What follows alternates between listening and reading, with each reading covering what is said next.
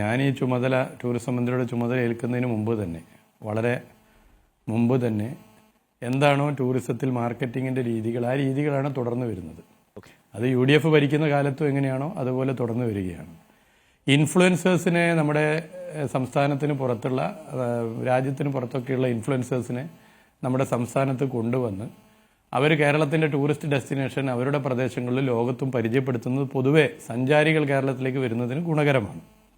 അപ്പോൾ കാലങ്ങളായി തുടർന്നു വന്ന ഒരു രീതിയാണ്. ആ രീതിയിൽ ഇവരെ തിരഞ്ഞെടുക്കുന്നത് എംപാനൽഡ് ഏജൻസികളാണ് ലിസ്റ്റ് ചെയ്യുന്നത്, ഏജൻസികളാണ് ഇവരെ ക്ഷണിക്കുന്നത്, എല്ലാ കാര്യങ്ങളും ചെയ്യുന്നത്. അതിൽ മന്ത്രിക്കോ മറ്റോ അതിലൊരു ഉത്തരവാദിത്വം ഇല്ല അവരെ ലിസ്റ്റ് ചെയ്യുന്നതിലോ മറ്റോ എന്നുള്ളത് എല്ലാവർക്കും അറിയുന്ന കാര്യമാണ്. പിന്നെ ഒരു ബോധപൂർവം ഒരു വിവാദം സൃഷ്ടിക്കുക എന്നുള്ളതാണ്. ഈ പറഞ്ഞ വ്യക്തി കേരളത്തിൽ വന്നത് ജനുവരി മാസമാണ്.